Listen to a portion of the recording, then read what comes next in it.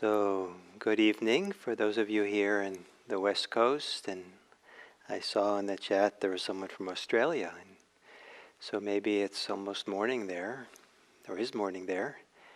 So, greetings to everyone, and I appreciate your participation as we do our sitting and teaching, and happy to be here with you.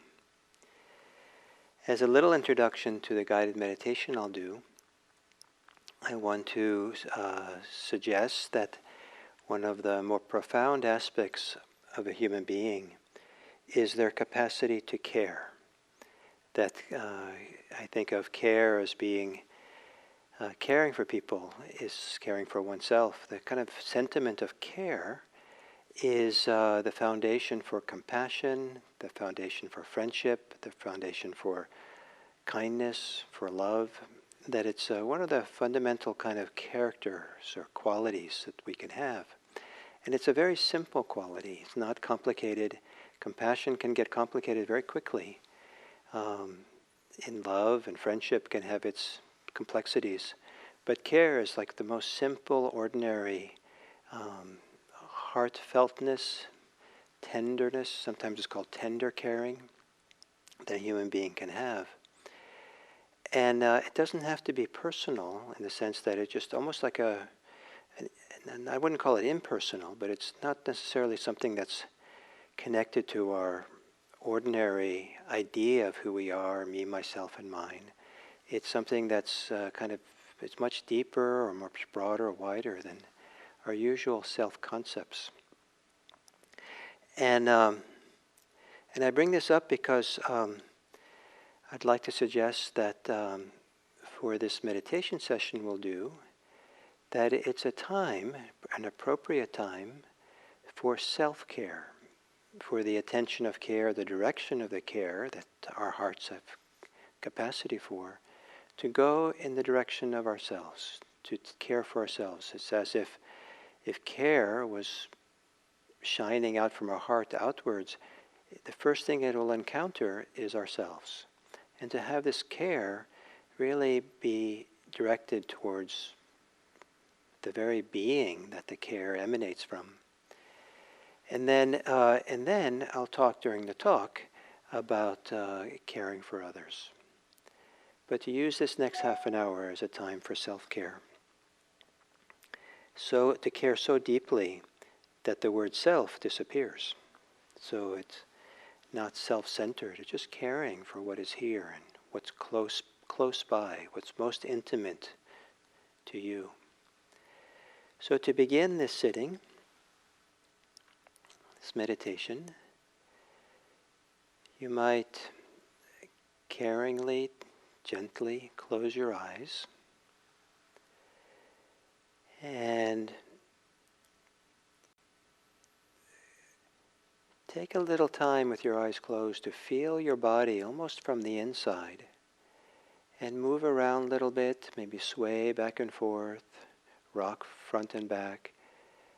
Kind of make adjustments with your body and get your body lined up in a comfortable, alert way. So it's really, you feel really like the posture you can settle into.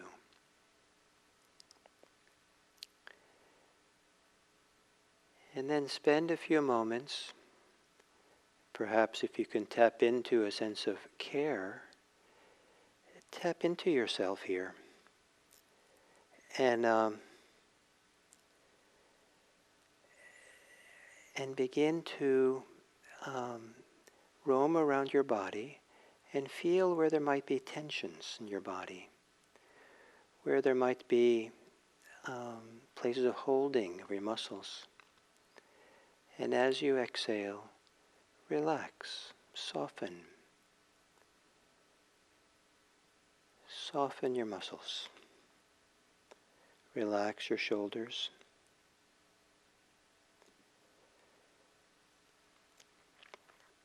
Soften your muscles.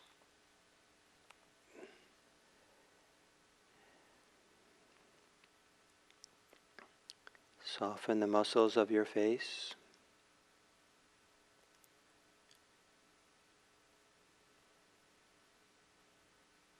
Any way in which you're bracing yourself against life or in fear, perhaps you can let there be a softening in the body,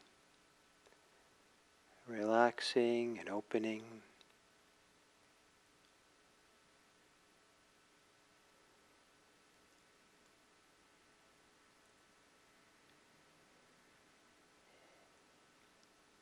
And with this sense, whatever sense of simple care, tender care you have, what is it about you? What's happening for you now that warrants care? Where is it that care is a light that searches for, flashlight that searches for what in you needs your tender care, your sympathy, your compassion, your friendliness? What is it about you right now that would be good to touch with your own care? Caring for yourself.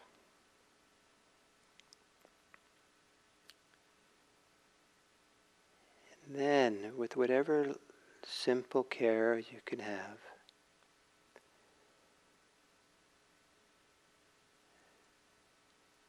softly and gently allow your body to become aware of your breathing, aware of how the body moves as you breathe.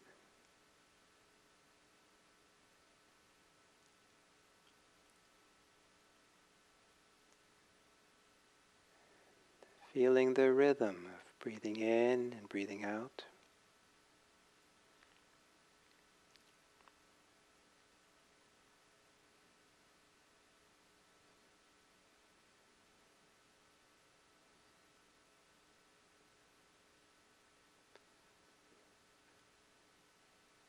Perhaps as you exhale, to relax further.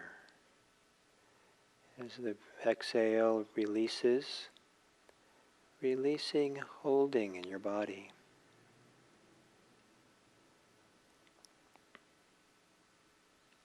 As you exhale, releasing holding in your mind.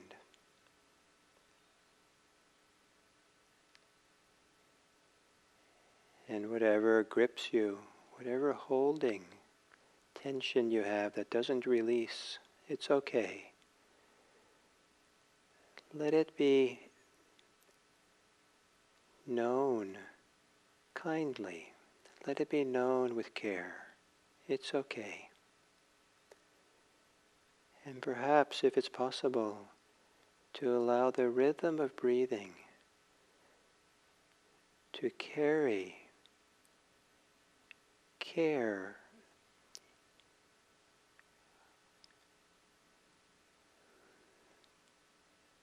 throughout your body, so that there's a caring, the breathing is a caring for yourself, an allowing of yourself to let go of the concerns of the day, the concerns of things that are far away, and to settle in to just here, just this being, just this breathing, here, now.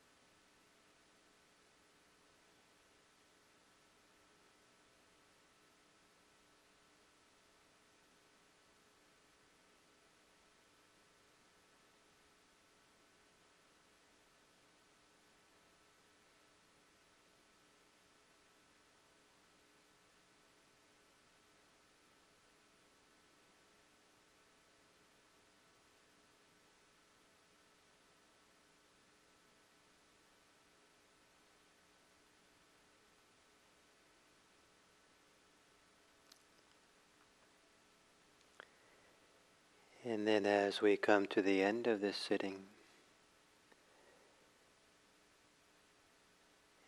I'd like to mention the principle that when meditation helps us to become calmer, more centered, more settled, maybe refreshed, maybe helped us to clear the air of our preoccupations, we are then in a better position for our care to spread out beyond ourselves into the world. And so it's a custom at the end of a session of meditation to dedicate the goodness, the benefits, the merit of meditation outwards beyond oneself, so that one care radiates out into the world for a few moments, feeling how your goodness, your caringness can radiate outward into all directions, wishing well for all beings. May all beings be happy. May all beings be peaceful. May all beings live in a world of mutual benefit, mutual care. May all beings be cared for.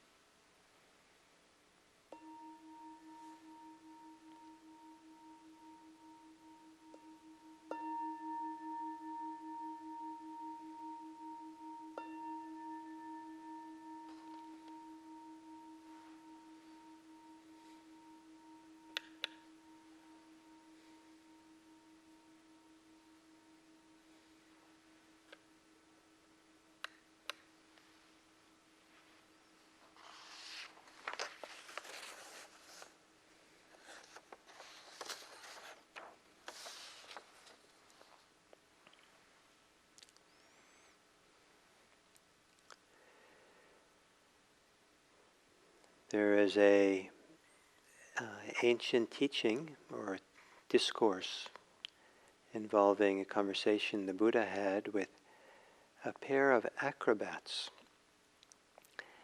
It seems that these were kind of like street acrobats who performed acrobatic tricks on the street for people by climbing up on each other's shoulders. So one day they were going to perform, and it was the master acrobat with his apprentice. And the master acrobat said to the apprentice, "You go up on my shoulders and you watch over me, and I'll watch over you, and this way we'll protect each other." And the acrobat apprentice said, "No. You watch over yourself, and I'll watch over myself, and that way we'll protect each other, we'll be safe." So they had a different opinion. And so they went to the Buddha and asked him. And it seems that maybe in one edition of the story, the Buddha kind of approved of the apprentice acrobat, that really you should take care of yourself, and then that will be taking care of others. But then there's a verse teaching that follows what the Buddha said, and has a little different message. And this is what the verse is saying: protecting oneself, one protects others. Protecting others, one protects oneself. And how does one, in protecting oneself, protect others? By the repeated and frequent practice of mindfulness. And how does one, in protecting others, protect oneself? By patience and forbearance, by non-violence, and by a non-violent and harmless life, by loving kindness and compassion. So in these verses, the Buddha presents both ideas, that in protecting oneself, one protects others, and in protecting others, one can protect oneself. And perhaps the two go together. Sometimes we do one, sometimes the other, and there's mutuality, a mutual care. And so knowing which of these sides to take care of at any given time is part of the art of living. And so then the Buddha asked a question, how does one in protecting oneself protect others? He answers his question, by the repeated and frequent practice of mindfulness. That we protect others by being mindful of ourselves.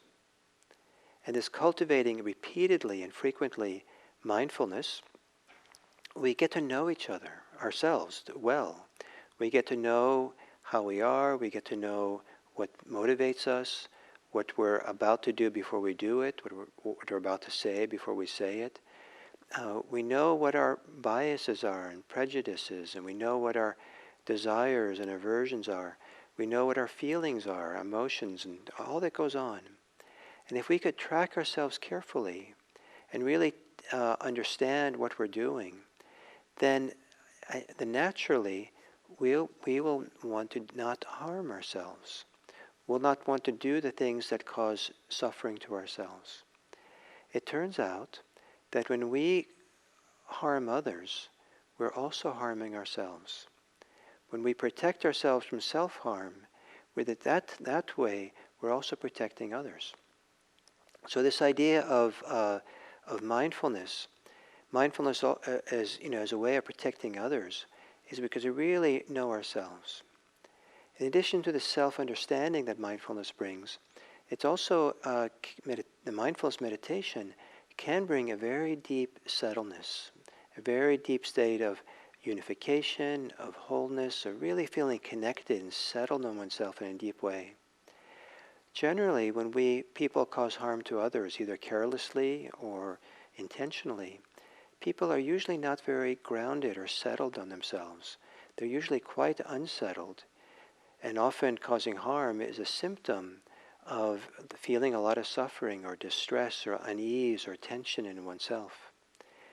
As the meditation settles all the tension away, then there's much less impetus to act unkindly, to be mean, to take advantage of people, to lie, to steal, and all kinds of things. And so this mindfulness practice transforms us into an ethical person. There's something very ethical about practicing mindfulness deeply and well. We become ethical because we see the impact in a very deep way. We're not ethical because we're following a bunch of rules, not to dismiss the value of ethical rules, but there's an ethical sensitivity that comes along with mindfulness, that we become more and more sensitive to ourselves, to others, to what's going on. And in this way, we then protect others from ourselves. And then the Buddha goes on to say that, and how does one, in protecting others, protect oneself? So to actively protect others, we can practice patience, forbearance, nonviolence, and a harmless life through loving kindness and compassion. It seems like partly what the Buddha is talking about here is not, we can't protect others from all the dangers of the world. We can help, we can try to, maybe somewhat. But the primary, seems in this teaching, the primary person that we're protecting others from is from ourselves. And so we protect others when we actively are angry, when we're actively impatient, by being patient, by holding our anger in check. We protect others from our tendency to cause harm by being nonviolent. And living a harmless life. This idea of a harmless life, a nonviolent, non-harming life, is really at the heart and key of the Buddhist ethical teachings. In fact, it's not just ethical, it's at the very heart of what it means to become free and liberated in Buddhism. That to really wake up, to become enlightened, is the synonymous with becoming someone who has become harmless to others, doesn't want to harm others, is living a non-violent life, dedicated to not causing harm. If you want to know who's awakened, see how they behave and see how they act towards others and see if they're doing things that are harmful to others. If they are, they're probably not awake in the way the Buddha talks about. And by loving kindness and compassion, we protect others with our friendliness, our love, our kindness, our compassion. We just want the best for them. So if we take care of them that way, are kind to them, compassionate with people, non-violent, non-harming to them, we don't give in to our anger. We might be angry, but we don't give in to it and let it spill over onto others, especially in hostile ways. That we protect others from us, but we also protect ourselves, because we protect ourselves from what they might do in retribution, what they might do in return to us. If you're angry to others, chances are they'll be angry back. Harm others, chances are they'll harm you back. So, in this way, take care of yourself, and you doing that, you'll take care of others. Take care of others, and you'll take care of yourself. This mutuality of the two going back and forth. And the reason I wanted to give this teaching or talk about this is that some people feel that spending a lot of time meditating or involved in their own inner practice in life, when the world is burning and the world is suffering and lots of challenges we have around us, is maybe selfish or self-centered, or that it's somehow inappropriate to do that. And that's certainly a valid concern. Finding the right balance between self-care and caring for others is part of the art of life. But I want to emphasize that we can take better care of the world around us when we've first taken care of ourselves. And that to take time to meditate is as important as brushing your teeth or keeping yourself clean or having a good meal or exercising, whatever you need to do to stay in balance. The deeper you can go in meditation, the deeper you can awaken your care. The deeper the mindfulness goes, even though it's a kind of inward-directed practice, it's an inward-directed practice that turns us inside out.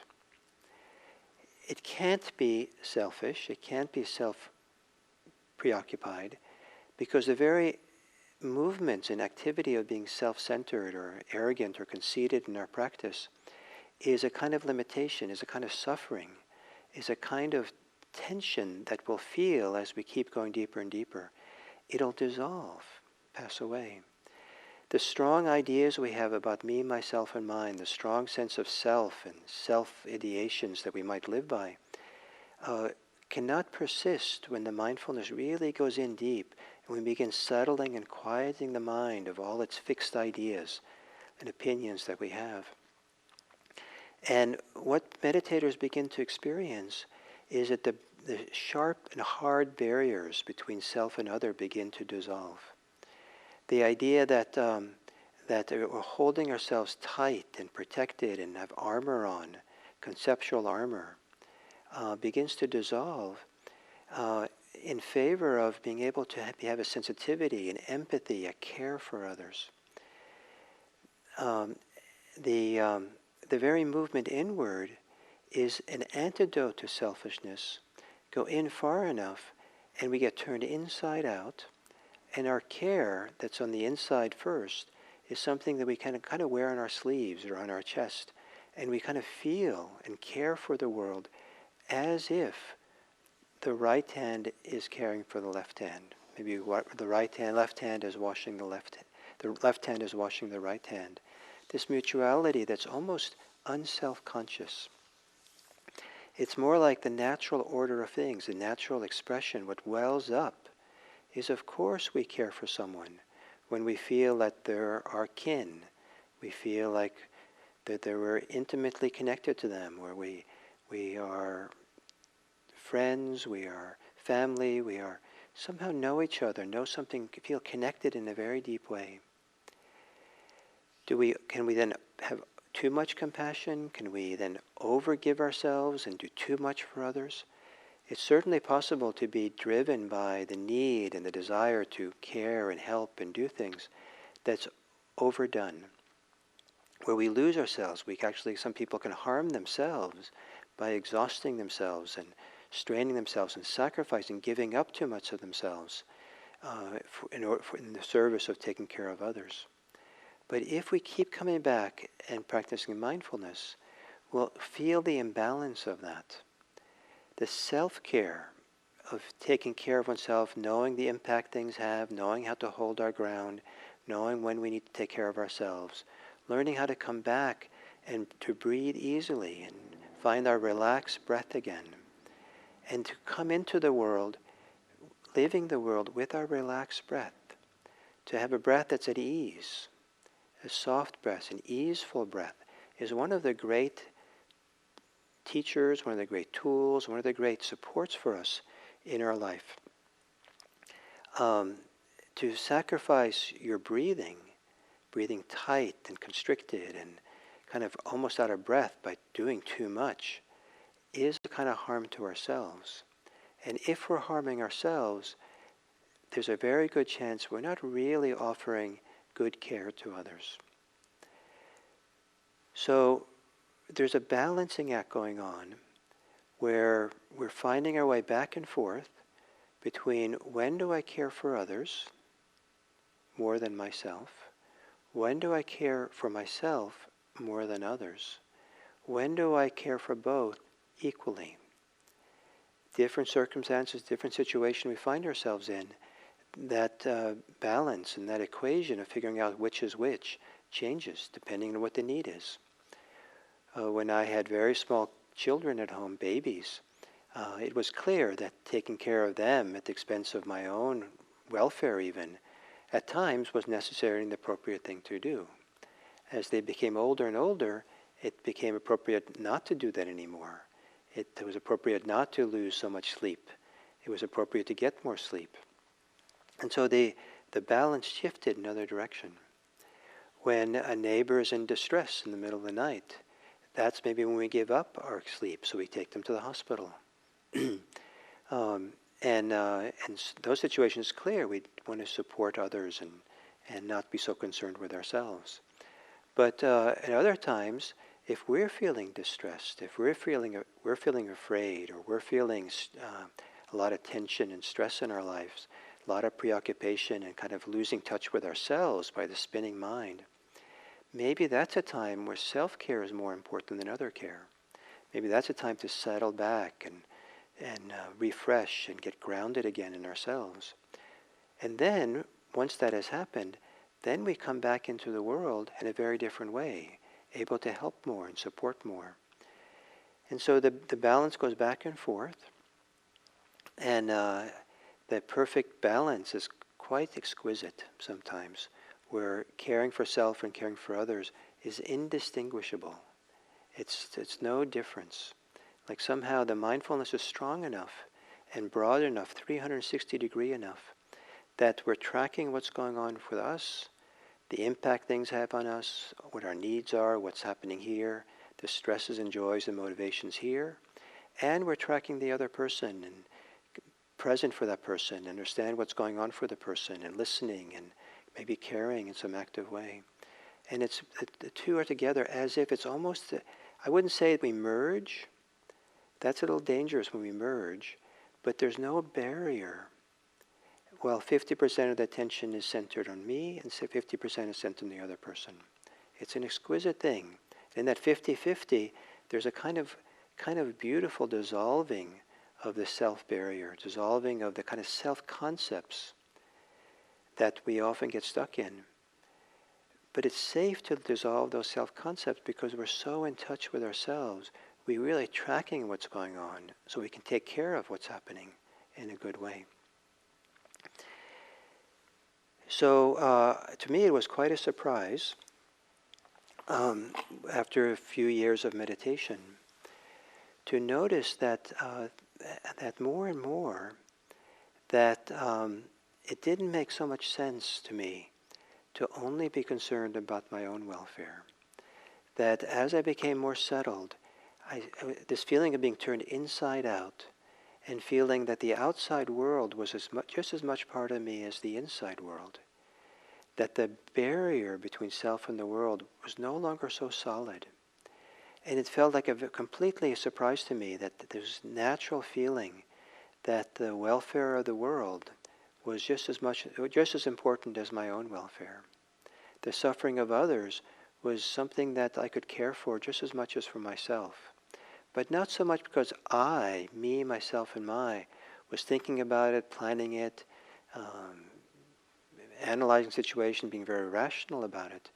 It was because somehow I became less and less self-preoccupied, less and less caught up in myself and my fears and worries and griefs and lonelinesses and all the kind of things I had when I was young. And those started to dissolve and settle away. In the dissolving of them opened up this whole other world, a Dharma world of care, Dharma world of compassion, a Dharma world where at the center of it was the central motivation for life is compassion and care. That's what motivates. That's what gives life meaning. That's what gives it really a sense of purpose, really. Not because you're supposed to do that, but the surprise for me, it just was what welled up. It welled up because I did this deep practice. I went to a monastery. I went on long retreats. I really practiced a lot of meditation, what would seem like a self-involved practice. But I'm so glad I did it because it turned me inside out and really became the purpose, the reason why I've dedicated my adult life to try to be a teacher, try to support people, try to help people with this Dharma and practice and mindfulness and meditation to help people live better lives and have less suffering in the world and try to improve this world for all of us. And this is the means by which I've been trying to do it. And I very much appreciate that you're here and listening, and I guess you're giving me a chance to try to be supportive and helpful, and certainly my love to do that.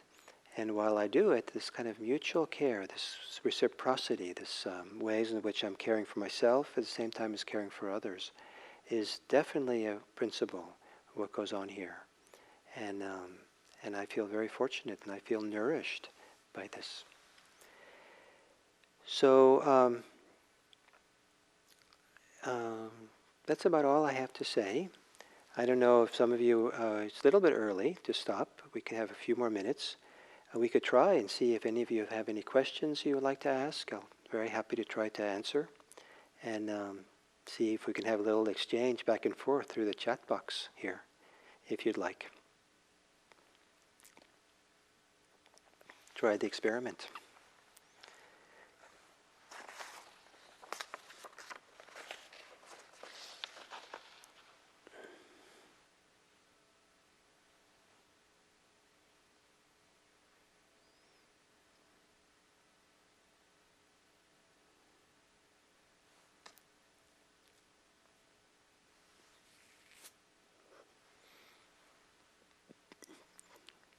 There's a delay between the time I speak here and the time it appears up for you all. So we'll see. We have to wait a little bit to see if there's some questions. And here we go. Is there a specific type of meditation or prayer to help with this? Yeah, very nice question. Well, I certainly put a tremendous value on the practice of mindfulness meditation. That mindfulness has so many different benefits that it's kind of like the benefits are so broad in all kinds of directions that you almost can't go wrong with doing mindfulness. And that the mindfulness has done the most for me to awaken my care and my care for self and care for others. There are specific practices on compassion and practices of loving kindness that some people find very, very beneficial. I've had a great time practicing them. But I think sometimes it's good to practice mindfulness first. It creates mindfulness to really kind of get the teachings, the practice of mindfulness under your belt, to really understand the foundation of it, or how it works and what it is, and become skilled at it, is a fantastic foundation for all other kinds of meditation and prayer. Do you have other examples of ways this deep care and compassion is expressed in the world beyond teaching Dharma? Infinite number of ways.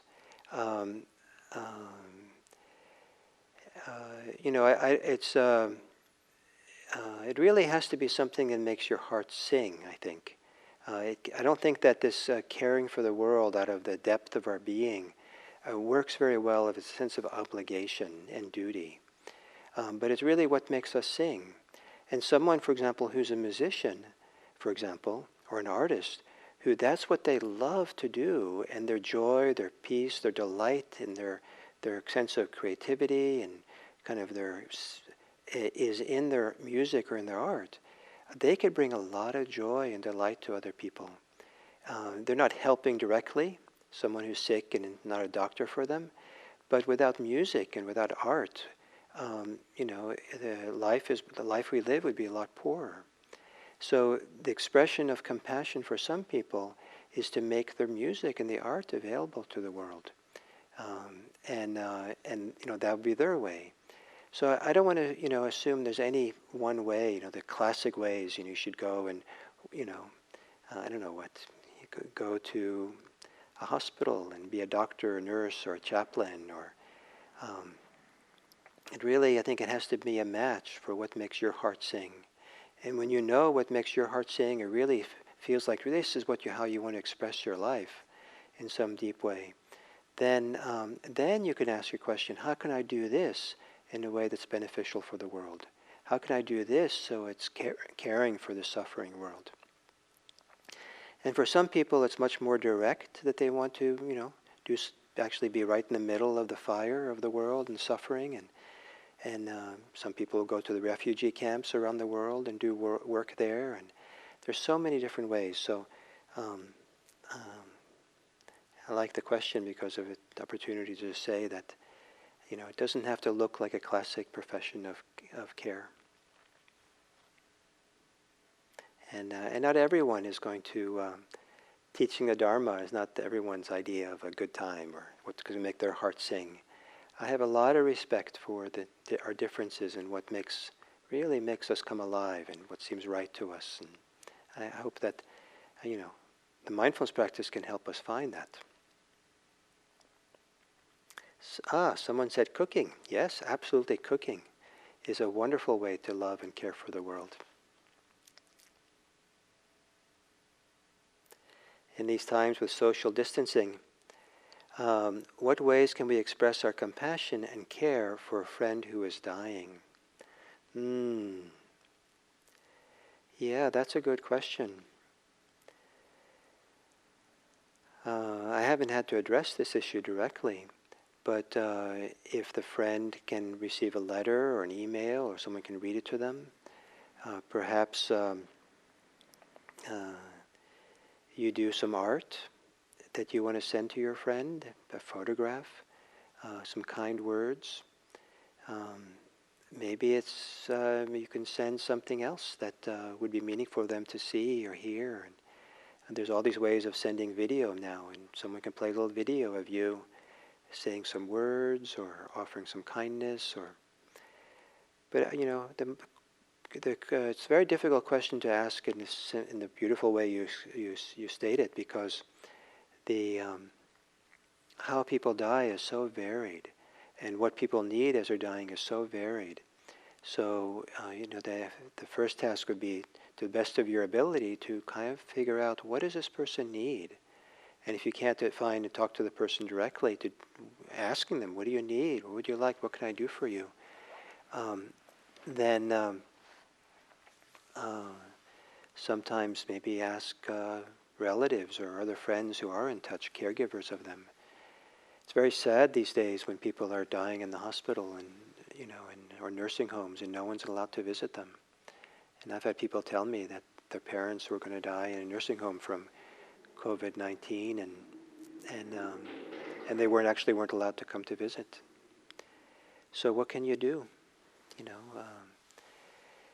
If you can't get through it all, then I think you can't really have contact with them, can't really get a message, or can't do anything for them directly, then maybe help those who are caring for them.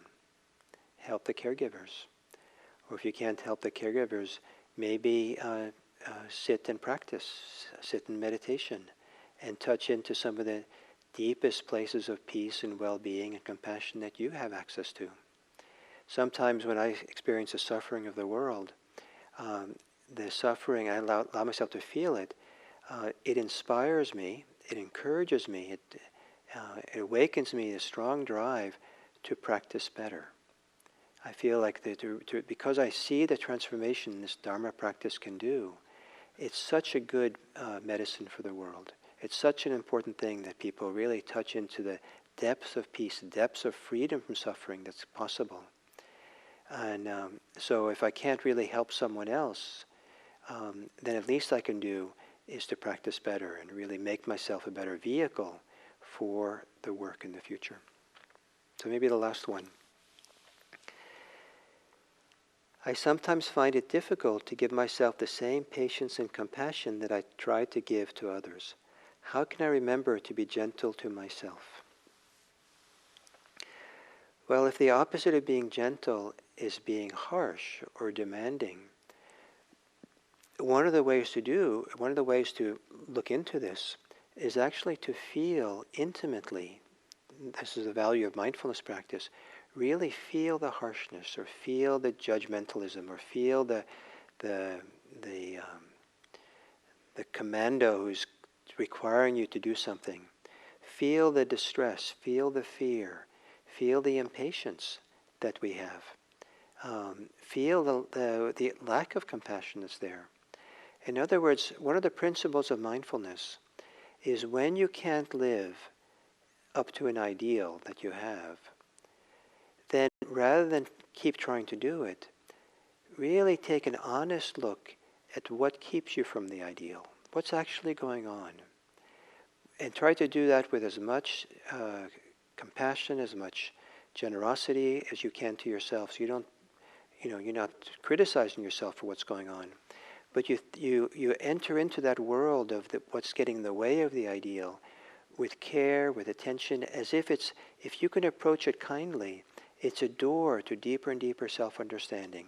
It's a door into some kind of resolving and dissolving and healing of the very underlying tendencies that make you impatient and keep compassion at bay. So in other words, turn towards the difficulty and go through it to the other side. That's a classic approach in Buddhism. So I hope these make sense, and I certainly appreciated that you asked these questions, and I very much appreciated this back and forth and exchange. And so it's, we're connected this way as well. And so I hope that you take good care of yourself, and certainly I hope that if you take care of yourself, you will also take care of others. May we all of us care for each other. Thank you.